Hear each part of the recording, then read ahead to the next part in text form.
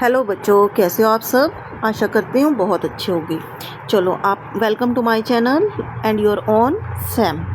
आज हम बात करेंगे रियल नंबर्स की, which is chapter number 1 of grade 10th class. इसमें आज हम सिर्फ इंट्रोडक्शन करेंगे। एक्सरसाइज की जो न्यूमेरिकल्स हैं हम सॉल्व करेंगे फर्दर वीडियोज़ में। हम इसमें देखेंगे रियल नंबर्स होता क्या है। 10th के अकॉर्डिंग जो भी आपकी बेसिक इंट्रोडक्शन है वो हम इस वीडियो में कवर करने की कोशिश करेंगे। और अगर मेरी वीडियो आपके लिए हेल्पफुल है प्लीज़ शेयर एंड सब्सक्राइब, और अगर अच्छी लगे तो लाइक बटन को प्रेस करना मत भूलना। First one is real numbers होता क्या है। रियल नंबर्स बच्चे जो नंबर्स दुनिया में प्रेजेंट हैं उन्हें रियल नंबर्स कहते हैं, जिन्हें हम लिख सकते हैं, जिन्हें हम देख सकते हैं या होते हैं, जो that are real numbers. Okay, जितने भी नंबर्स हैं, जितने भी नंबर मतलब चाहे वो आपके नंबर सिस्टम में जितने भी आपके रियल नंबर्स हैं, नेचुरल नंबर्स हो गए। उसके अलावा नेक्स्ट कंसेप्ट आया था होल नंबर्स का। उसके अलावा नेक्स्ट कंसेप्ट आया था इंटीजर्स का। After that even, odd,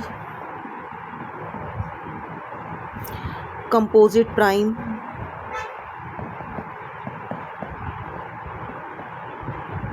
rational, irrational,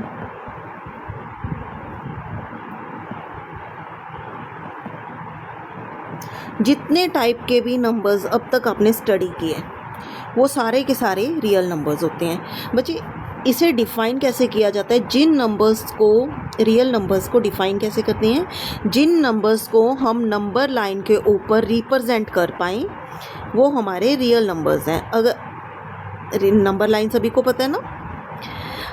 अगर अब आप कहोगे कि मैम 1 2 3 ये तो इंटीजर्स हुए, इसमें रैशनल इरेशनल कैसे आ गए। बच्चे जो इसकी डिविजन्स होएंगी P/Q की फॉर्म में, वो रैशनल नंबर्स हो गए। उसके अलावा आप √2 को नंबर लाइन के ऊपर ड्रॉ कर सकते हो, मीन्स इरेशनल नंबर्स को भी ड्रॉ कर सकते हो, रैशनल को भी, composite, prime, odd, even, integers, whole numbers, natural numbers, सभी को नंबर लाइन के ऊपर आप रिप्रेजेंट कर सकते हो। जो जिन नंबर्स को हम रिप्रेजेंट कर सकते हैं वो रियल नंबर्स कहलाएंगे, और जिन्हें हम रिप्रेजेंट नहीं कर सकते वो इमेजिनरी नंबर्स कहलाते हैं। क्लियर। अब एक छोटी सी इंट्रोडक्शन इन सभी नंबर्स की कोशिश करूंगी कि आपको समझ आ जाए। बच्चे स्टार्टिंग में क्या हुआ था कि नंबर्स, जब नंबर सिस्टम बना था तो हमारे नंबर्स आए थे 1 2 3 4 5 6, मतलब किसी चीज़ को गिनने में जो नंबर्स का यूज़ किया गया उन्हें नाम दिया गया नेचुरल नंबर्स का। उसके बाद आर्यभट्टा जी आए हमारे इंडिया के, उस भाई साहब ने हमें दिया 0।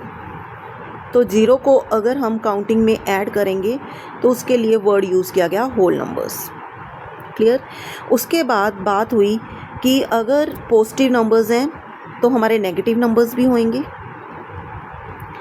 तो उन सभी नंबर्स को, चाहे वो पॉजिटिव नंबर्स हैं चाहे नेगेटिव नंबर्स हैं, उन सभी नंबर्स की टोटल को नाम दिया गया इंटीजर्स का। यहाँ तक क्लियर। इंटीजर्स के बाद बात हुई फ्रैक्शंस की। क्लियर। अगर उसे फ्रैक्शन फॉर्म में लिख सकते हैं तो रैशनल नंबर्स, फ्रैक्शन फॉर्म मतलब P/Q, और इसमें Q नॉट इक्वल टू 0 होएगा। आपको पता है अगर Q 0 के इक्वल हुआ तो हमारा P/Q क्या बन जाएगा, infinite, which is imaginary number. Irrational numbers जो रूट के अंदर आते हैं, जैसे √2, √5, √7। क्लियर। इरेशनल नंबर्स हो गए।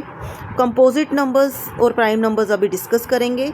ओड नंबर्स, ओड नंबर्स क्या होते हैं बच्चे, जो 2 पे डिविजिबल नहीं होते, not divisible by 2। Even numbers क्या होते हैं, which are divisible by 2। Odd numbers के एग्जांपल्स बच्चे नेक्स्ट पेज यूज़, नहीं तो नेक्स्ट कलर यूज़ कर लेते हैं। अब ओड नंबर के एग्जांपल्स क्या हैं बच्चे, 1 3 5 7 9, ये सारे क्या हैं, ओड नंबर्स, क्योंकि ये 2 के डिविजिबल नहीं है। इवन नंबर्स के एग्जांपल्स क्या हैं, 2 4 6 8 10, ये सारे हमारे क्या हो गए, इवन नंबर्स हो गए। एक छोटी सी झलक आपको सारे रियल नंबर्स की इस पेज पे हमने दे दी है, डिस्कस कर लिया है सारा। एक नंबर रह गया हमारा, वो क्या है, कंपोजिट एंड प्राइम। ये हम नेक्स्ट पेज पे, नए पेज पे डिस्कस करेंगे। अगर बच्चे आपको इनमें से कोई भी कंसेप्ट नहीं क्लियर, अभी तक नहीं पता, तो आप मेरे को कमेंट बॉक्स में बता सकते हैं। मैं आपकी क्वेरी को क्लियर करने की पूरी कोशिश करूँगी हमारी नेक्स्ट वीडियो में। हमारा नेक्स्ट टॉपिक है prime numbers and composite numbers. ये हम बड़ी स्क्रीन पे इसलिए डिस्कस कर रहे हैं क्योंकि ये चैप्टर में इसका यूज़ बहुत बारी आएगा। आपको पता होना चाहिए प्राइम नंबर्स होते क्या हैं और कंपोजिट नंबर्स क्या होते हैं। इसे डिफ़ाइन कैसे किया गया प्राइम नंबर्स को, अगर किसी भी नंबर के हम फैक्टर्स बनाएं, फॉर एग्ज़ाम्पल हमने ए नंबर ले लिया, उसके फैक्टर्स बनाए तो उसके 2 ही फैक्टर बने। कितने बने फैक्टर्स? Only 2 factors. कौन कौन से? एक तो 1 और एक वो नंबर खुद। कौन कौन से फैक्टर बनेंगे? एक 1, एक वो नंबर खुद इटसेल्फ। तो उन्हें नाम दिया गया प्राइम फैक्टर्स। अब बच्चे पहले काउंटिंग में 1 आया, 1 के अगर फैक्टर्स बनाए तो इसका एक सिंगल फैक्टर बनता था 1। अब डेफिनेशन क्या, उसके कितने फैक्टर्स बनने चाहिए? 2। तो 1 is not a prime number, ये याद रखना। क्लियर? तो नेक्स्ट आया 2 के फैक्टर्स क्या बने? 2 and 1। 3 के फैक्टर्स क्या बने? 3 and 1। 4 के फैक्टर्स क्या बने? 5 के फैक्टर्स क्या बने? 5 and 1। उन नंबर्स को प्राइम नंबर कहा जाएगा बच्चे। तो ये सारे एग्जांपल्स किसके होंगे? प्राइम नंबर्स के। उन सभी नंबर्स को प्राइम नंबर्स कहा जाएगा जिसके 2 फैक्टर ही बनेंगे, एक तो 1, एक वो नंबर खुद। ये तो 1 डिजिट नंबर हो गए। 11, 13, 17 ये हमारे 2 डिजिट नंबर हो गए जो प्राइम नंबर्स हैं। यहाँ तक क्लियर? अब कंपोजिट नंबर्स को कैसे डिफाइन किया गया? कंपोजिट नंबर वो नंबर्स हैं जिनके अगर फैक्टराइजेशन की जाए तो उसके मोर देन 2 फैक्टर्स बने। 3, 4, 5 जितने मर्जी बन सकते हैं, पर मोर देन 2। अब 1 का केस ले, 1 का एक सिंगल फैक्टर है, तो ये इस डेफिनेशन के अकॉर्डिंग भी नहीं है। सो ना तो ये प्राइम नंबर था, नॉट अ कंपोजिट, और ना ही कंपोजिट नंबर था। ये हमारा स्पेशल नंबर है। ये ना तो प्राइम नंबर्स के अंडर आता है, ना ही कंपोजिट नंबर्स के अंडर आता है। क्लियर? तो 2, 3, 5 इसके अंदर आ गए। अब जैसे 4 की एग्जांपल हमने डिस्कस की, तो इसके 3 फैक्टर्स हम देख सकते हैं, 1, 2 एंड 4। तो ये क्या होंगे? Composite number, and this is our first composite number. First prime number क्या है बच्चे? 2, और फर्स्ट कंपोजिट नंबर 4। उसके बाद 5 हमारा प्राइम नंबर है। 6 की बात करें तो इसके फैक्टर्स बनेंगे 1, 2, 3 एंड 6, ये फैक्टर्स बन सकते हैं। 7 की बात करें तो वो हमारा प्राइम नंबर आएगा। 8 की बात करें तो इसके फैक्टर्स बनेंगे 1, 2, 4 एंड 8, ये फैक्टर्स बन सकते हैं। तो दीज आर कंपोजिट नंबर। जिनके 2 से ज़्यादा फैक्टर्स बनते हैं वो क्या, किस कैटेगरी में आते हैं बच्चे? कंपोजिट नंबर की कैटेगरी में आते हैं। अब रियल नंबर्स में जितने भी नंबर्स हैं उनकी सारी इंट्रोडक्शन एक बार ही कंप्लीट होगी। अगर आपको नहीं पता कोई भी कंसेप्ट तो आप मेरे से पूछ सकते हो। रैशनल इरेशनल नहीं पता, या ओड इवन जो भी आपको कंसेप्ट नहीं क्लियर अभी तक, वो आप मेरे से पूछ सकते हो। बच्चे, एक बच्चों को बहुत प्रॉब्लम होती है कि ma'am terminating and non terminating terms क्या होती हैं।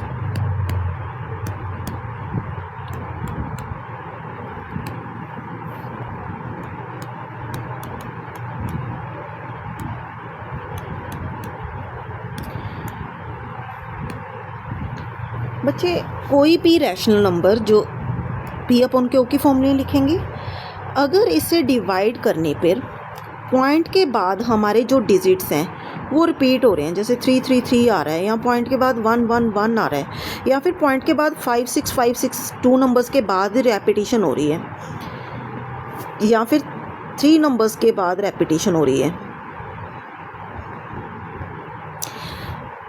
इन अदर वर्ड्स टर्मिनेटिंग वो हैं बच्चे जिनके ऊपर हम बार लगा सकें। इसे हम क्या लिख सकते हैं? 3 के ऊपर बार, इसे हम क्या लिख सकते हैं 1 के ऊपर बार। इसी टाइप से इसे क्या लिख सकते हैं 0.56 के ऊपर बार, और इसे क्या लिख सकते हैं 567 के ऊपर बार। बार चाहे कितने नंबर्स के ऊपर आ जाए, लेकिन उन्हें क्या बोलेंगे टर्मिनेटिंग। क्लियर हुआ। नॉन टर्मिनेटिंग वो होंगे जिनके ऊपर बार नहीं लग सकता, जैसे 0.50, 500, 5000, तो इसके ऊपर हम बार नहीं लगा सकते। किन्हीं भी दो नंबर्स की रेपिटेशन नहीं हो रही, 0.1, 2, 3, 4, 5, 6, 7, मतलब जिनके ऊपर हम बार नहीं लगा सकते दे आर नॉन टर्मिनेटिंग, और जिनके ऊपर बार लगा सकते हैं दे आर टर्मिनेटिंग। हमेशा याद रखना टर्मिनेटिंग जो हमारे नंबर्स हैं वो रैशनल नंबर्स होते हैं। वो किस कैटेगरी में आएंगे रैशनल नंबर्स की, और जो नॉन टर्मिनेटिंग होते हैं वो इरैशनल नंबर्स की कैटेगरी में आएंगे। क्लियर। इरैशनल नंबर्स के एग्जांपल √2, √3, इन्हें सॉल्व करके देखना बच्चे, तो आप किसी के ऊपर भी बार नहीं लगा पाओगे। क्लियर। उसके अलावा सबसे बेस्ट एग्जांपल है पाई।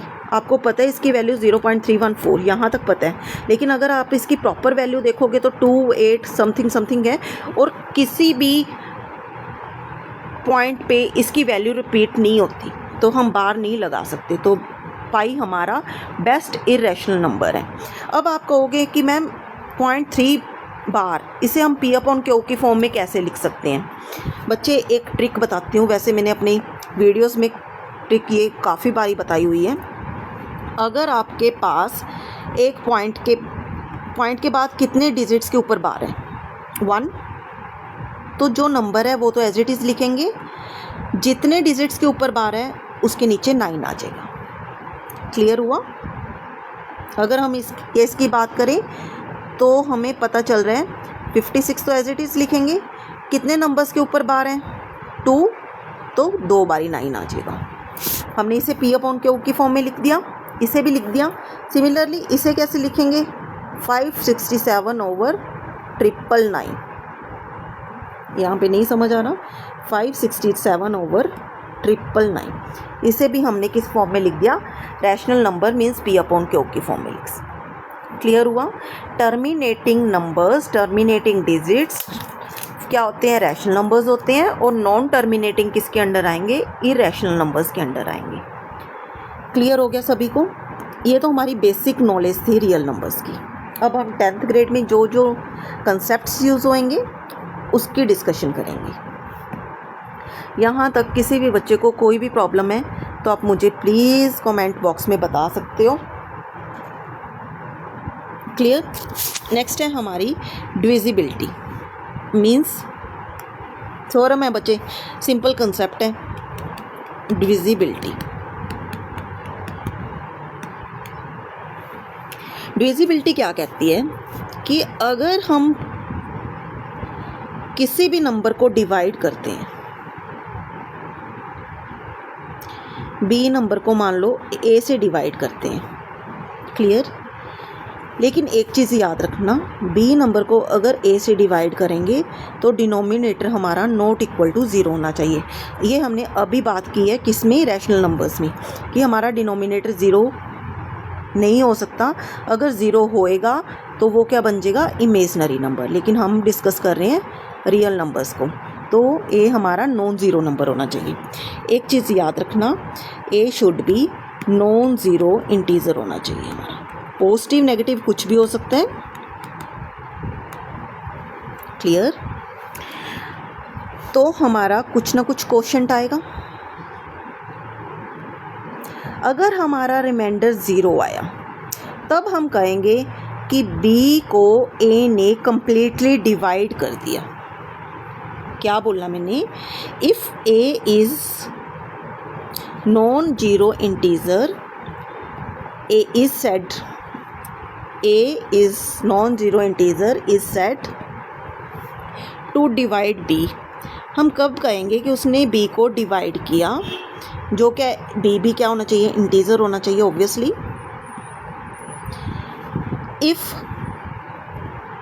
There exist an integer c, कोई हमारे पास सी ऐसा नंबर आना चाहिए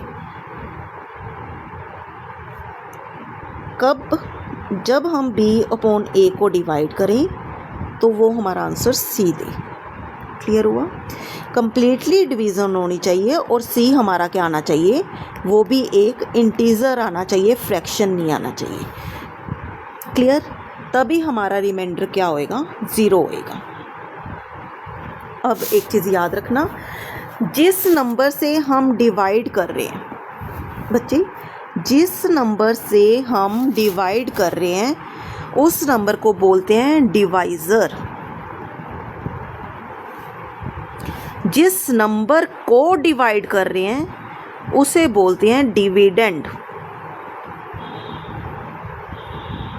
क्लियर? और जो हमारा रिजल्ट आता है उसे बोला जाता है कोशेंट। और इस केस में रिमाइंडर तो हमारा 0 है। रिमाइंडर आपको पता है, जो चीज़ हमारी न्यूमिनेटर में है उसे बोलते हैं डिविडेंड। जो हमारे डिनोमिनेटर में है उसे बोलते हैं डिवाइज़र। और जो रिज़ल्ट आएगा वो हमारा क्या कहलाएगा, कोशेंट।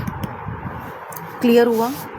अगर 4 को हमने 2 से डिवाइड किया, 4 is an integer, 2 is an integer, तो हमारा आंसर कितना आया, 2। 4 तभी 2 से डिवाइड कहेंगे कि कंप्लीटली हो रहा है जब हमारे पास रिमाइंडर में कुछ नहीं बचेगा, या फिर जो आंसर आया काटने के बाद वो एक इंटीज़र होएगा, एक रैशनल नंबर नहीं होएगा। क्लियर? मीन्स हमारा आंसर अगर पॉइंट्स में नहीं आया तभी हम कहेंगे कि B is completely divisible by A। समझ आया सभी बच्चों को? नेक्स्ट है हमारी fundamental theorems of arithmetics. Next theorems are fundamental theorems of arithmetics. They are very very important and very very easy too. बच्चे मैथ्स 10th का तो मैथ्स इतना ज़्यादा इंटरेस्टिंग और इतना ज़्यादा इजी है ना कि आप हैरान हो जाओगे जब आप इसे स्टडी करोगे, लेकिन ढंग से। फंडामेंटल थ्योरम्स, बस छोटी छोटी कॉन्सेप्ट्स को थोड़ा ध्यान रखना है, समझना है, उसके बाद कोई प्रॉब्लम नहीं आएगी। मैथ्स में तो बिल्कुल भी नहीं, ये मेरी गारंटी है। अगर आप मेरी क्लासेस को अटेंड कर रहे हो तो मेरे को नहीं लगता कि आपको बुक उठाने की भी ज़रूरत पड़ेगी।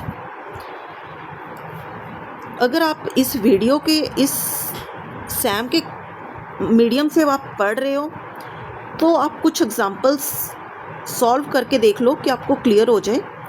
अदरवाइज़ आपको कोई कंसेप्ट में प्रॉब्लम नहीं आएगी मेरे अकॉर्डिंग। ये मैं लिख के दे सकती हूँ। क्लियर?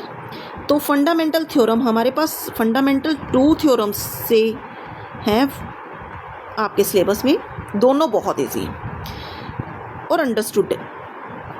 थ्योरम 1 क्या कहती है कि हर एक कंपोजिट नंबर, हमने डिस्कस कर लिया कंपोजिट नंबर्स क्या होते हैं, और मैं ये मान के चलती हूँ कि आपको फैक्टराइजेशन आती है। हर एक कंपोजिट नंबर को हम कैसे लिखते हैं, प्रोडक्ट ऑफ इट्स प्राइम्स, कि हम फैक्टराइजेशन करके हर कंपोजिट नंबर को प्राइम नंबर्स के प्रोडक्ट में लिख सकते हैं, और जो प्रोडक्ट में लिख दिया वो फैक्टराइजेशन हमारी यूनिक होएगी, मतलब हम उसे चेंज नहीं कर पाएंगे। ये नहीं है कि आज आंसर कुछ और आएगा, कल आंसर कुछ और आएगा। हाँ, ये ज़रूर हो सकता है कि आप उसका ऑर्डर चेंज कर दो। ऑर्डर मतलब अगर 2 से डिविजिबल है, 3 से डिविजिबल है, आप पहले कहो कि 3 से डिविजिबल है, फिर कहो 2 से डिविजिबल है, लेकिन उसका जो प्रोडक्ट है वो हर बारी क्या आएगा, सेम आएगा, वो हमेशा यूनिक रिजल्ट होएगा।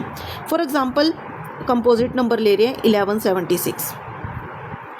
1176 को पहले आपको पता चल रहा है कि इवन नंबर है, इवन नंबर है तो 2 से डिविजिबल होएगा, तो कितना आ गया 588। फिर 2 से डिवाइड करोगे तो आपके पास आ गया 294।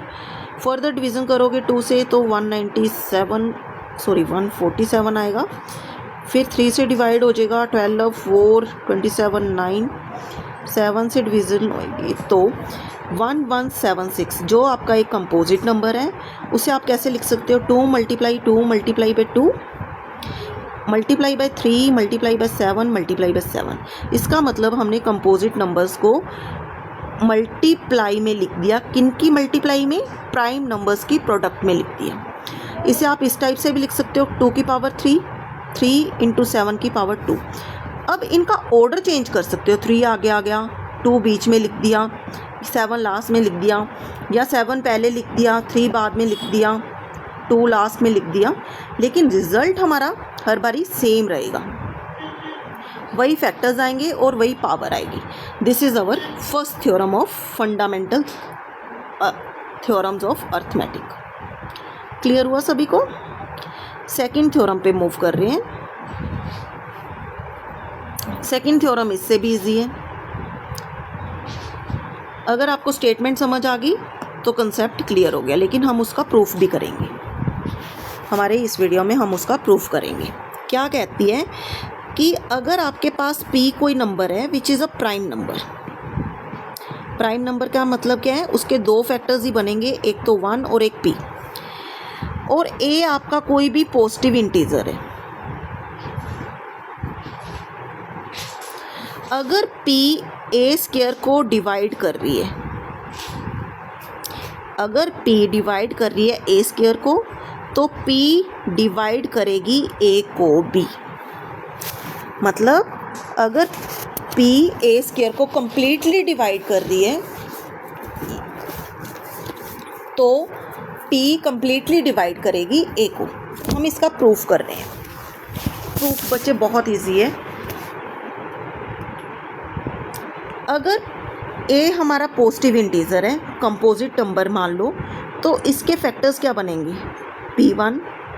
आपको कैसे पता चला कि a हमारा कंपोजिट नंबर है? अगर ये क्वेश्चन पूछो मेरे से तो बच्चे, अगर a square is divisible bye p है तो उसके फैक्टर्स हैं a के बिना भी कोई फैक्टर है। क्लियर? अगर ये प्राइम नंबर होता तो इसके फैक्टर होते 1 एंड a। अगर a के बिना भी p फैक्टर है तो ये हमारा क्या हो गया? Composite number. अगर कंपोजिट नंबर है तो हम इसे प्रोडक्ट ऑफ प्राइम नंबर्स लिख सकते हैं। स्क्वेयरिंग बोथ साइड करोगे तो क्या आ गया? a square is equal to p1 square, p2 square, p3 square up to pn square. Clear हुआ? अब अगर हम कह रहे हैं कि p is a prime factor of a square, अगर p is a prime factor of a square को p कंप्लीटली डिवाइड कर रहे हैं तो इसमें से कोई p होएगा। ये क्लियर हुआ? तो p1 p2 p3 pn में से कोई होएगा। इसका मतलब p डिवाइड करेगा p1 p2 p3। अगर इन सभी की मल्टीप्लाई को p से डिवाइड कर दें तो वो हमारे पास एक इंटीजर आएगा, लेकिन हमें पता है product of these is our a, तो हम ये लिख सकते हैं p is divisible by a। Oh clear? यही हमने प्रूफ करना था कि अगर p हमारा प्राइम नंबर है, वो a स्क्वायर को कंप्लीटली डिवाइड करता है तो वो a को भी कंप्लीटली डिवाइड करेगा। यहाँ तक समझ आया? किसी भी बच्चे को यहाँ तक कोई भी प्रॉब्लम है तो आप कमेंट बॉक्स में बता सकते हैं। क्लियर? हमारा नेक्स्ट कंसेप्ट है HCF एंड LCM। बच्चे, HCF एंड LCM आपने लोअर क्लासेस में स्टडी किया हुआ है, हम वो डिस्कस करेंगे। बस मैं आपको हल्की सी इंट्रोडक्शन बता रही हूँ। जैसे जैसे हम एक्सरसाइज को सॉल्व करेंगे आपको HCF एंड LCM कम्प्लीटली समझ आ जाएगा। हम मान रहे हैं कि हमारे पास 2 नंबर्स हैं A एंड B, उनका HCF और LCM अगर हमें पता है। पहले आप ये देखो HCF एंड LCM क्या होता है। ये चीज़ मैं आपको बाद में बताती हूँ। HCF क्या होता है? Highest common factor.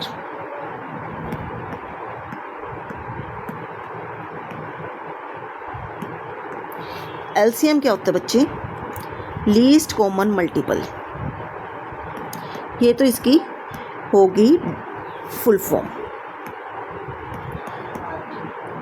पर इसका मतलब क्या होता है? अगर हमारे पास दो नंबर्स हैं A एंड B और उसका जो HCF है हम मान लेते हैं H आ गया, और A एंड B का LCM L आ गया, तो जो हमारा H है ये सबसे बड़ा मल्टीपल होएगा जो इन दोनों नंबर्स को क्या करेगा? कंप्लीटली डिवाइड करेगा।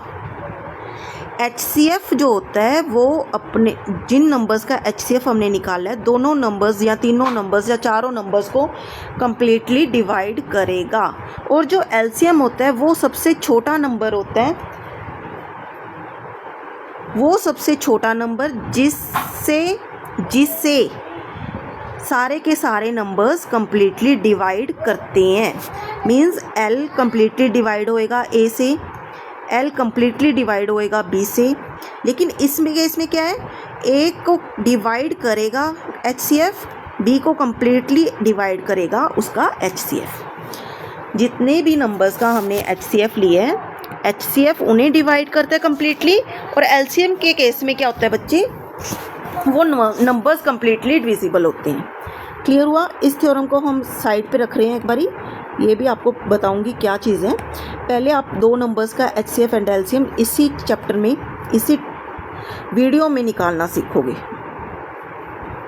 जब हम